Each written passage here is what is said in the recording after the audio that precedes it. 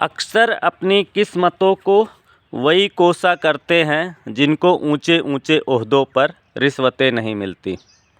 साथियों, ये कहानी है जिला अधिकारी की, उप जिला अधिकारी की, लेखपाल की, कानून गो की।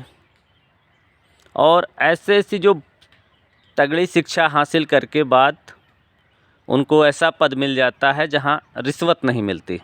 तो वही लोग अपनी किस्मतों को अक्सर वही कोसा करते हैं जिनको ऊंचे ऊंचे ओहदों पे रिश्वतें नहीं मिलती। अब साथियों, आप कल्पना नहीं कर सकते कि भारत में कितना भ्रष्टाचार है, और आप कल्पना करिए भी मत, क्योंकि इससे कोई फ़ायदा भी नहीं निकलने वाला है। जो पूर्ण सच्चाई है मैं आपको अपने YouTube चैनल पे बताता रहूँगा।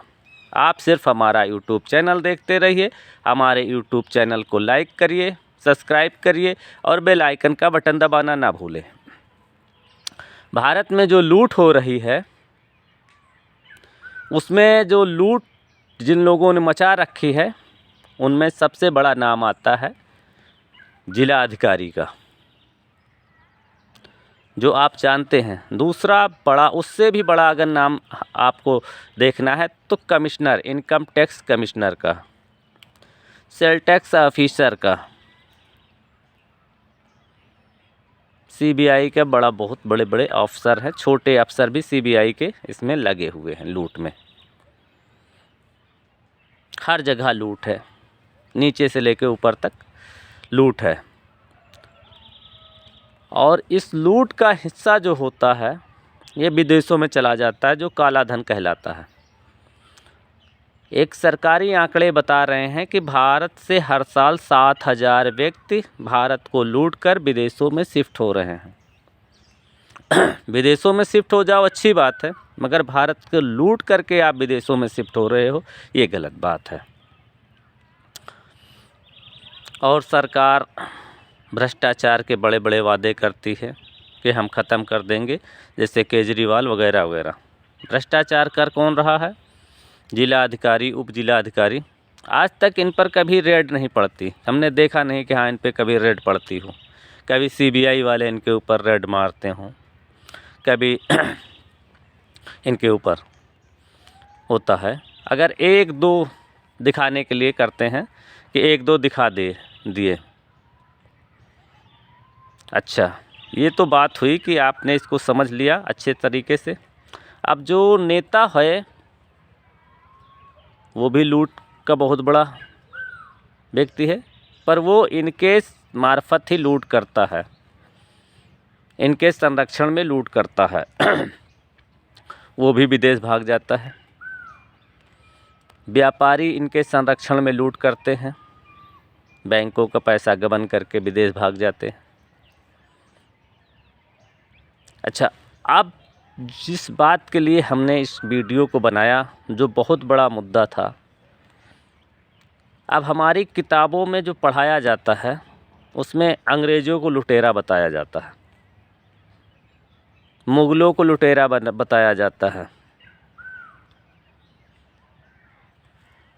तो सवाल ये है कि हमें, और जबकि ये सारी बातें काल्पनिक हैं,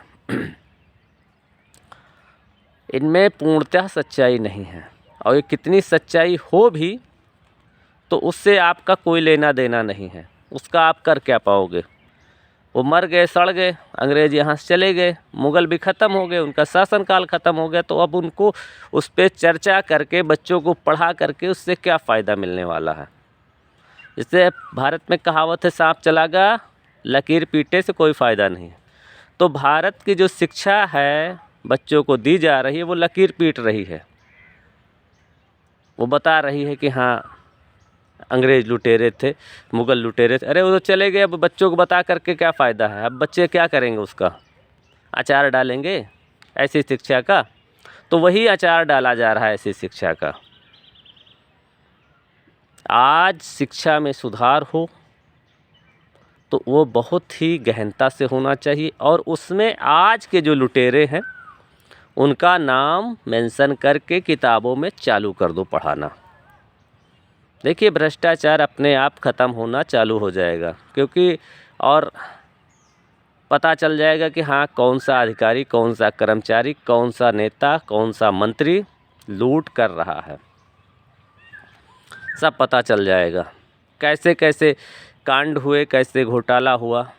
जैसे आप आज़ादी के बाद जो 1947 के बाद जो घोटाले हुए, वो फोर्स घोटाला हुआ, वो किताबों में नहीं पढ़ाया जाता। तेली वाला कांड घोटाला हुआ, वो नहीं पढ़ाया। 2G घोटाला हुआ, वो किताबों में नहीं पढ़ाया जाता। मोदी जी के सरकार में कई घोटाले हुए, वो नहीं पढ़ाए जाते।